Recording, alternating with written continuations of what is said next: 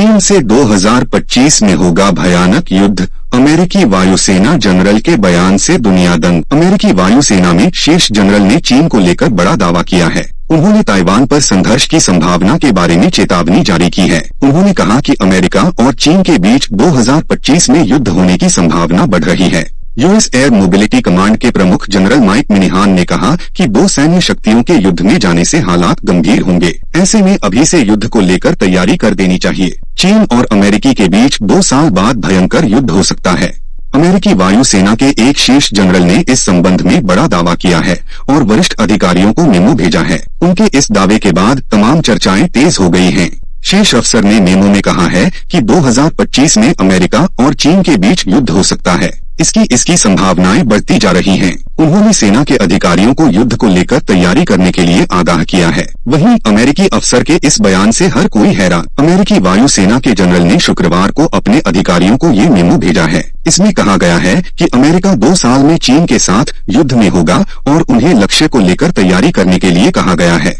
Air mobility command के प्रमुख general mic मिन्हान ने कहा, मैं उम्मीद करता हूं वो गलत साबित हो। मेरी अंतरात्मा कहती है कि मैं 2025 में युद्ध के मैदान में लड़ूंगा। बता दें कि एयर मोबिलिटी कमांड में लगभग 50,000 सर्विस मेंबर्स और करीब 500 विमान हैं।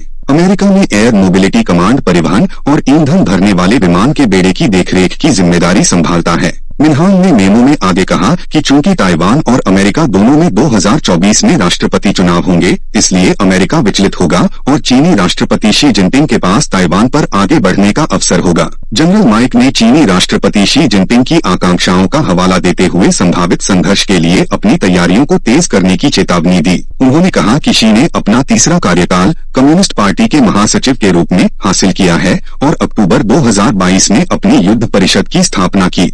2025 में युद्ध की संभावनाएं बढ़ जाएंगी। ताइवान के राष्ट्रपति चुनाव 2024 में हैं, जो शी को एक मौका देने का काम करेंगे। मिनिहान ने कहा कि अमेरिका में भी 2024 में राष्ट्रपति चुनाव हैं। यहाँ के चुनाव माहौल में तल्खी रहेगी। ऐसे में चीन अपनी रणनीति को धरातल पर उतारने के लिए मौके का पूरा फायदा उठाने की कोशिश करेगा। हालात ऐसे भी बन सकते हैं कि 2025 में अमेरिका और चीन के बीच युद्ध की संभावना बढ़ जाए। नैन्सी पेलोसी के दौरे से बढ़ गया था तनाव। बता दें कि इस समय दुनिया की 2 सबसे बड़ी अर्थव्यवस्थाएं अमेरिका और चीन आमने सामने हैं और ये तनातनी है ताइवान को लेकर। चीन की धमकी के बावजूद अमेरिकी सदन की स्पीकर नैन्सी पेलोसी अगस्त 2022 में ताइवान के दौरे पर पहुंच गई थीं। पेलोसी के ताइवान दौरे पर चीन ने आपत्ति जताई थी। चीन ने पेलोसी को ताइवान न जाने की हिदायत दी थी। चीन का कहना था कि अगर अमेरिका ऐसा करता है तो फिर उसका कड़ा जवाब दिया जाएगा। चीनी राष्ट्रपति ने फोन पर जताई थी आपत्ति। नैन्सी पेलोसी के दौरे से पहले चीन के राष्ट्रपति शी जिनपिंग ने अमेरिकी राष्ट्रपति जो बाइडेन से फोन पर बात की थी। फोन पर जिनपिंग ने बाइडेन से कहा था